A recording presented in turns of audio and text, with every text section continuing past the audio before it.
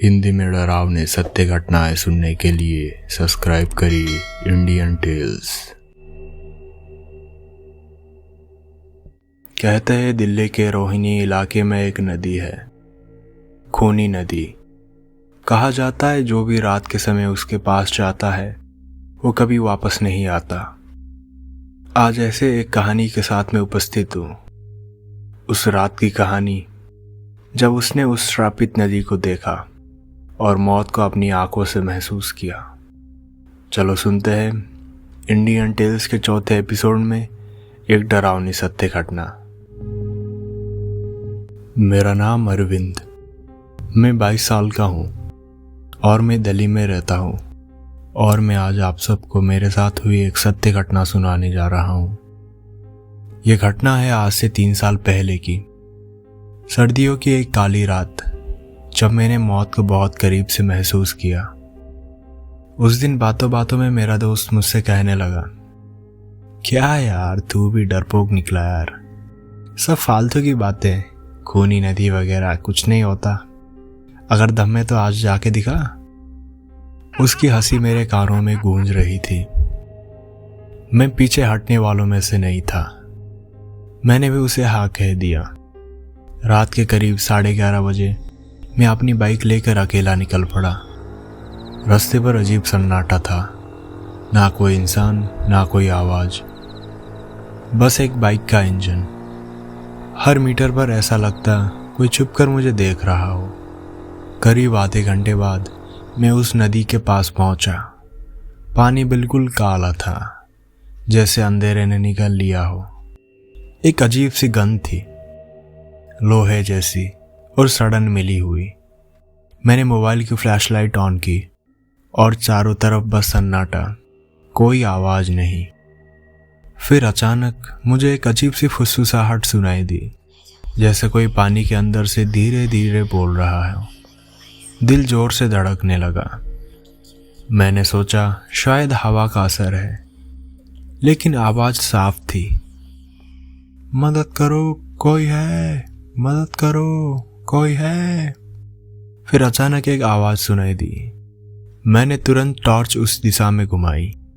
वो एक औरत थी, नदी के बीच खड़ी थी, आधी डूबी हुई। उसकी पीठ मेरी तरफ थी, बाल लंबे गीले जैसे सड़ चुके हो। मैंने घबरा कर कहा, कौन है आप, सब ठीक है? वो चुप रही। धीरे धीरे उसने सिर मेरी तरफ घुमाया, केवल सिर ही, शरीर नहीं।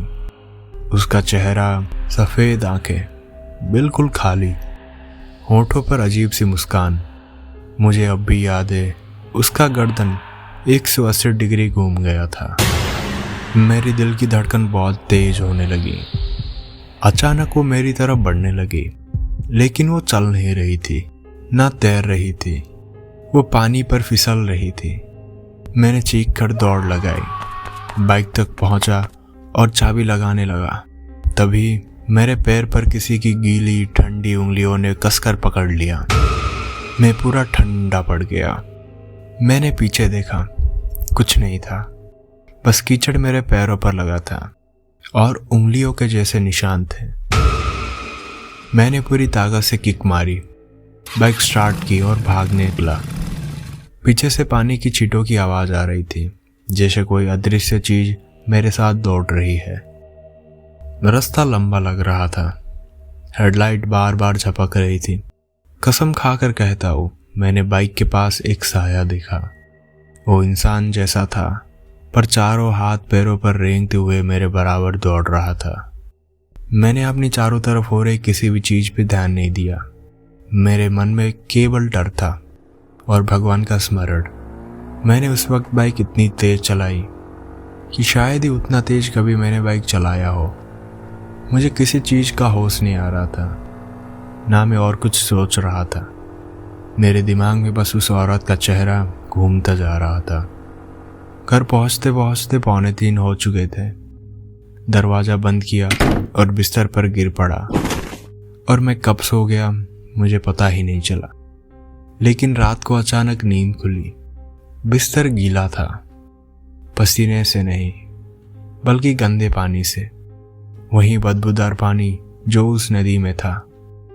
मैं चौंक गया था, पर मेरा शरीर इतना थका हुआ लग रहा था कि मैं उठ भी नहीं पाया, और वैसे ही मैं फिर कब सो गया पता नहीं। मैं जब सुबह उठा तब भी मैं उतना ही घबराया हुआ था। मेरे फ़ोन में कुछ कॉल्स आए थे, मेरे उसी दोस्त के। उतने में मैंने अपने फ़ोन की गैलरी ओपन की। उसमें एक वीडियो था जो मैंने कभी रिकॉर्ड ही नहीं किया था। मैंने तुरंत वो वीडियो खोली। वीडियो में मैं नदी के किनारे में खड़ा था और पीछे में वही डरावनी आवाज़ फुसफुसा रही थी, अगली बार तू बचेगा नहीं। मैंने तुरंत वीडियो डिलीट कर दिया। वो देख के जैसे ऐसा लग रहा था कि क्या मैं जो देख रहा हूँ वो सच में हो रहा है, पर हकीकत यही थी, वो सब सच में हो रहा था। मैं अभी भी सोच नहीं सकता कि कैसे मेरे फ़ोन में वो वीडियो आई जिसमें मैं खुद था, पर फ़ोन तो मेरे पास ही था हर वक्त। मैंने तुरंत वो वीडियो डिलीट कर दिया, पर अब भी कभी कभी वो आवाज़ मेरे कानों में गूंजती है। उसके कुछ दिन तक रोज़ सुबह मेरे पैरों में अजीब खरोंचें मिलती थी, और मेरा दोस्त जिसने मुझे वो चैलेंज किया था उसको मैंने सब बता दिया। उसके बाद तो जैसे उसने मुझसे बात करना ही छोड़ दिया, मुझसे दूर रहने लगा। शायद उसको भी सच्चाई उतनी पसंद नहीं आई।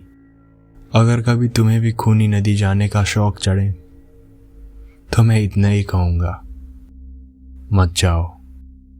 वहाँ कुछ है जो इंसान नहीं है और जो हमेशा देख रहा है। अभी भी कभी कभी रात में मेरे कमरे में गीले पैरों की आहट में सुनता हूँ। मुझे लगता है वो यही है मेरे पीछे।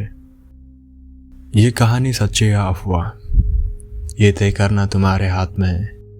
पर अगर कभी रोहिणी की खूनी नदी का नाम सुनो तो याद रखना, कुछ जगहों पर जिज्ञासा जानलेवा होती है, और क्या पता तुम्हारी किस्मत उतनी अच्छी ना हो। आशा है आपको ये एपिसोड पसंद आया होगा।